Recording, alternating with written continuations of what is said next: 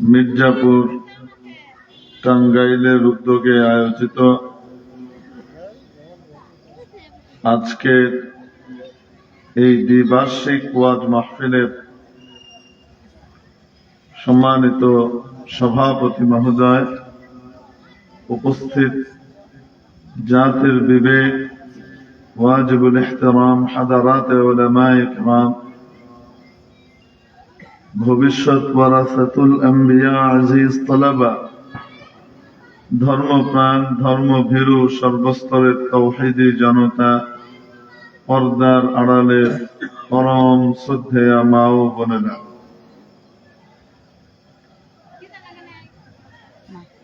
আল্লাহ তাবারাকা ওয়া তাআলা আমাদেরকে সৃষ্টি করেছেন, আমাদেরকে চোখ কান নাক মুখ দিয়েছেন, বলার শক্তি দিয়েছেন, দেখার ক্ষমতা দিয়েছেন, চলার পাওয়ার দিয়েছেন, ধরার ক্ষমতা দিয়েছেন,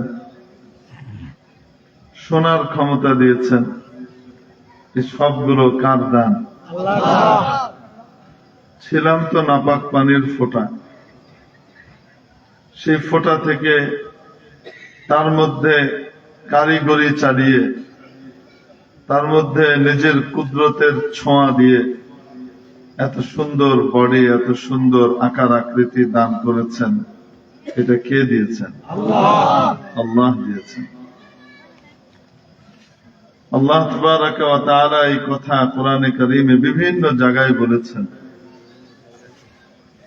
মানব সৃষ্টির রহস্য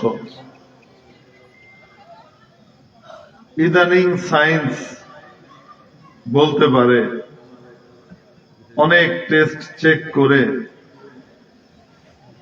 পেটের ভিতরে বাবু কোন পর্যায়ে আছে। আজ থেকে 200 বছর আগেও দুনিয়ার মানুষ জানত না মায়ের পেটের ভিতরে একজন মানুষ বড় হওয়া এবং বেড়ে ওঠা, এটার ধাপ গুলা কি, অবস্থা কি, কখন কি আকৃতি, কি রূপ ধারণ করে, এটা দুনিয়ার মানুষ জানত না। দুনিয়ার জ্ঞান বিজ্ঞান এত উন্নত হওয়ার পরেও তাদের বিষয়গুলো জানা ছিল না, মায়ের পেটের মধ্যে কি কাজ, কি অবস্থায় চলে। রব্বুল আলামিন কোরআনে কারীমে আমাদেরকে জানিয়েছেন, নবী পাক আলাইহিস সালাতু ওয়াস সালাম 1500 বছর আগে আমাদেরকে মানব সৃষ্টির অবস্থা এবং ধাপগুলো বিস্তারিত ভাবে বলে দিয়েছেন। وَلَقَدْ خَلَقْنَا الْإِنسَانَ مِنْ سُلَالَةٍ مِّنْ طِينٍ, নিশ্চয়ই আমি মানুষকে তৈরি করেছি টস টস করে বাজে এরকম মাটি দিয়ে।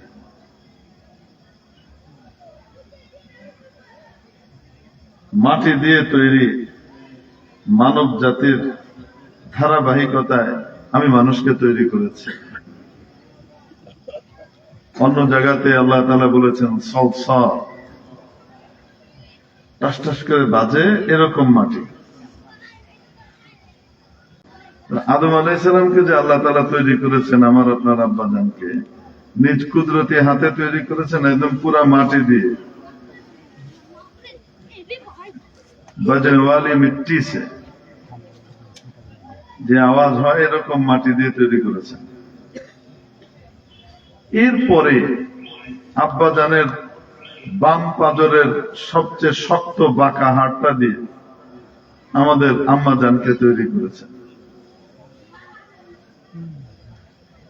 যেহেতু আম্মাজানকে তৈরি করেছেন একদম শক্ত বাঁকা হাড় দিয়ে, এজন্য আম্মাজানের প্রজাতিতে যারা আসে তাদের স্বভাব চালচলনের ভিতরে বক্রতা বিদ্যমান। মজার ব্যাপার হলো এই বক্রতার ভেতরেই তার সৌন্দর্য নিহিত। বোঝানোর জন্য বলি, হাসবেন না। কোন মেয়ে যদি স্ট্রেট হেঁটে যায়, বেটা মানুষ যেমন হাঁটে লেফট রাইটের মতো, বাহাদুরের মতো, ওইভাবে যদি হেঁটে যায়, তাহলে ছেলের মা বা খালারা যারা মেয়ে দেখতে গিয়েছে দেহে বলবে এটা লাইনের না, ঝামেলা আছে। কব কি কব না?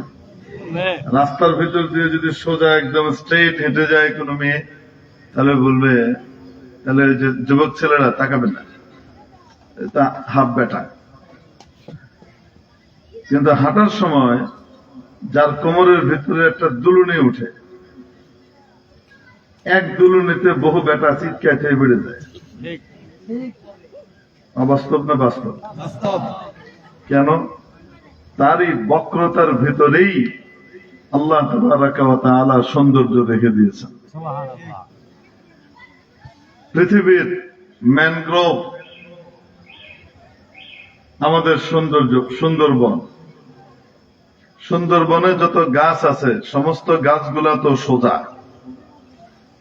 বলেন না কেন? পৃথিবীর অন্যতম সৌন্দর্যের লীলাভূমি আমাদের সুন্দরবন।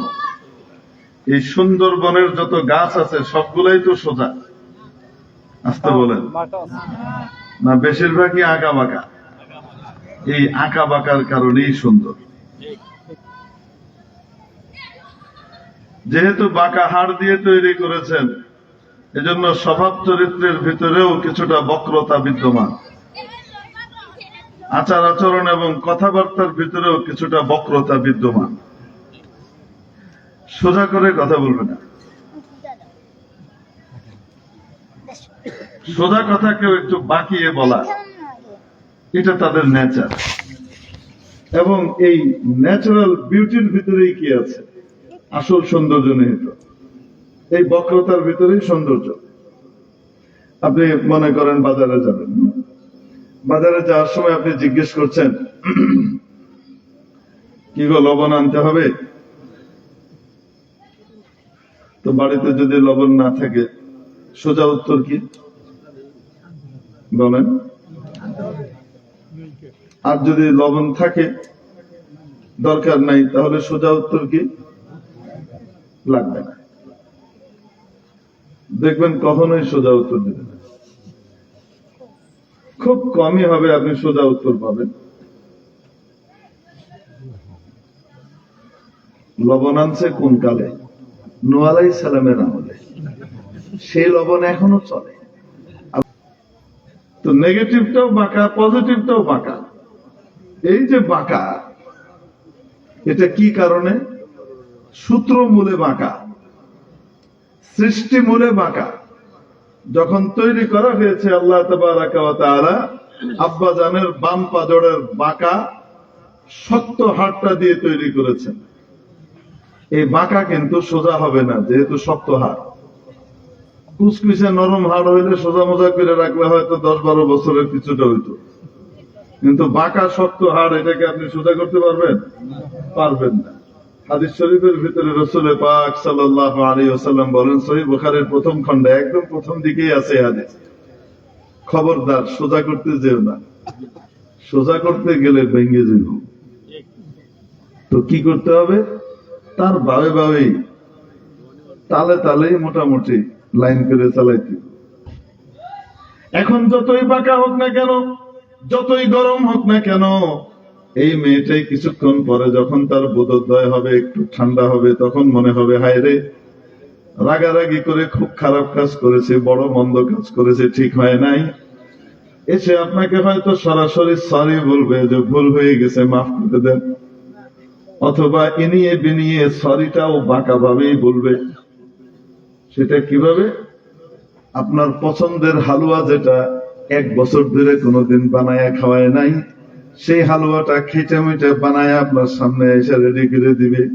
আপনি চা পছন্দ করেন, কফি পছন্দ করেন, যেটা পছন্দ করেন ওইটা বানায় সামনে এনে দিবে, ক ছাড়া, মানে সরি। বুঝেন নাই মনে হয়? যে পুরুষ এই সরির ভাষা বুঝে না, সেই পুরুষের বিয়ে করা উচিত না। বিয়ে করার আগে জামাই হওয়ার যোগ্যতা অর্জন করতে হয়, স্বামী হওয়ার যোগ্যতা অর্জন করতে হয়। এতটুকু যদি থট রিড করার ক্ষমতা পুরুষের না থাকে, এই বেকুবের বিয়ে করা উচিত না। কারণ আরেকজনও জ্বালাবে, নিজেও জ্বলবে। বুঝাইতে পারি না। এই যে